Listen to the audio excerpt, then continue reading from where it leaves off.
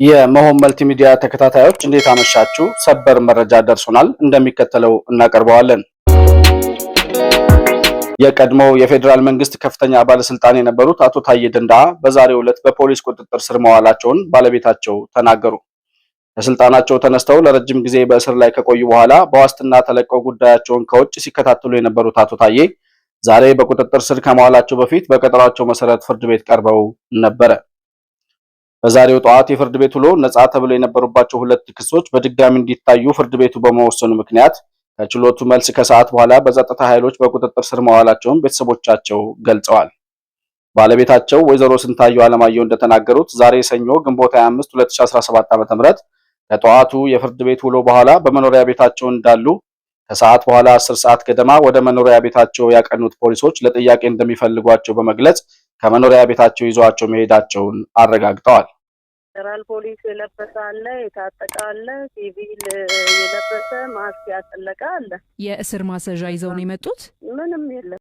የቀድሞው የሰላም ሚኒስትር ዴኤታ የገዢው ብልጽግና ፓርቲ እንዲሁም የኦሮሚያ ክልል ምክር ቤት አባል የነበሩት አቶ ታዬ ደንደአ ባለፈው ህዳር ከእስር ከተለቀቁ በኋላ ጉዳያቸውን በፍርድ ቤት ሲከታተሉ መቆየታቸው የሚታወስ ሲሆን በዛሬው ዕለት ከመኖሪያ ቤታቸው ከወሰዷቸው የጸጥታ ኃይሎች መካከል የታጠቁ ፖሊሶች እንደነበሩ የጠቀሱት ባለቤታቸው ፖሊሶቹ ወደ ቤት በመግባት ይዘዋቸው ሲወጡ አቶ ታዬ የጨፌ ኦሮሚያ ክልል ምክር ቤት አባል መሆናቸውንና የህዝብ ተወካይ መሆናቸውን በተደጋጋሚ ሲናገሩ እንደነበርም ባለቤታቸው አክለው ገልጸዋል።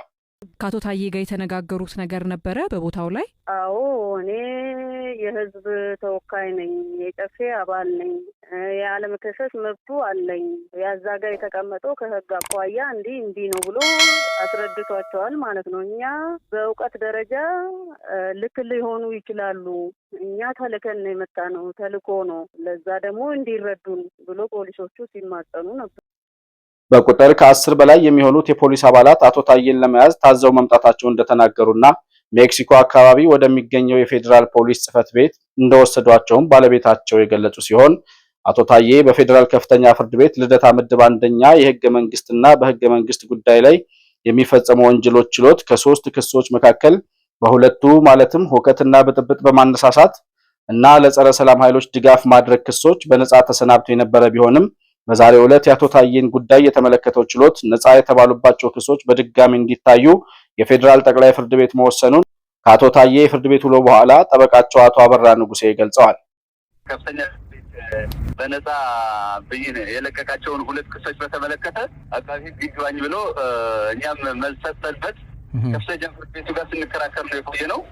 ጠቅላይ ፍርድ ቤቱ እንግዲህ 5 ተለዋጭ ቀጠሮ መዝገቡ ሳይሰራ ተሰጥቶ ነበር፣ ውሳኔ አግኝቷል። ከፍተኛ ፍርድ ቤቱ በአቶ ታዬ ደንደአ ላይ ቀርቦባቸው የነበሩ ሁለት ክሶች መከላከል ሳያስፈልግ በነጻ ባሰነበታቸው ጉዳይ ላይ እንዲከላከሉ ውሳኔ ሰጥቷል። ዛሬ ማለት ጠቅላይ ፍርድ ቤቱ ክሱ እንዲቀጥል አቃቤ ሕግ ያቀረበው ክስ በተመለከተ በተለይ በሁለቱም እንዲከላከሉ የሚያስችል በቂ ማስረጃ እያለ ነው ከፍተኛ ፍርድ ቤቱ መከላከል ሳያስፈልጋቸው በነጻ የለቀቃቸው። ስለዚህ መከላከያ ምስክሮች አቅርበው ማሰማት አለባቸው የሚል ውሳኔ ነው የወሰነው የዛሬ ጠቅላይ ፍርድ ቤት ውሳኔ።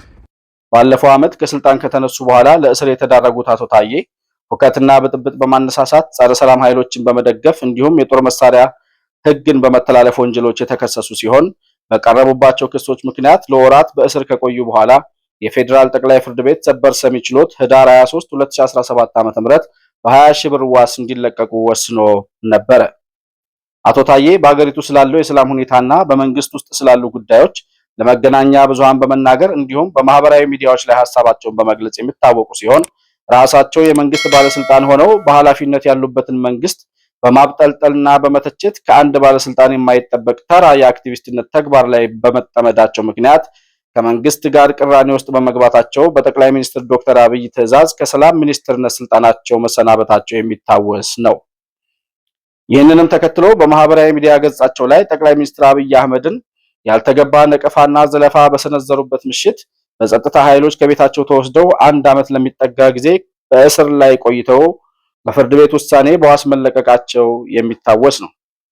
ከመንግስት ጋር የሐሳብ ልዩነት ቢኖራቸውም እንኳን መንግስትን አግባብ ባለው መንገድ መተቸትና በሰለጠነ መንገድ ተቃውሟቸውን በማቅረብ መንግስትን በሰላማዊ መንገድ መሞገት አቅቷቸው የግል ጥላቻ በሚመስል ሁኔታ ከጠቅላይ ሚኒስትሩ ጋር በተለይ ባላቸው ተቃርኖ ብቻ ወደ ሥራ ፖለቲካ ማዘንበናቸውንና በእነ አቶ ጀዋር መሐመድ የጥላቻ ወጥመድ መጠለፋቸውን የታዘበው መሆን መልቲሚዲያ አቶ ታዬ የሄዱ ካሉበት የጥፋት መንገድ በፍጥነት ካልተመለሱ በስተቀር የነ ክርስቲያን ታደለ ዕጣ ፈንታ ሊገጥማቸው እንደሚችል በቅርቡ ባሰራጨው ቪዲዮ ገልጾ እንደነበር የሚታወስ ነው።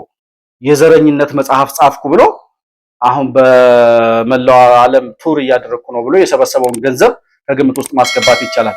እዛ ላይ ነታዬ ደንዳም ሄደው ይሁን በስልክ ተገኝተው አላቅም $1000 የጀዋርን መጽሐፍ እንደገዙ እናስታውሳለን። ታዬ ደንዳ እንደው ስለሱ አጀንዳ አይደለም ዛሬ ወደ ቀደመ ማንነቱ ቢመለስ ይጠቅመዋል። ከዛ በተረፈ የነ ክርስቲያን ታደለ መንገድ የሚከተል ይመስለኛል እሱ ዝም ብዬ ሳይሆን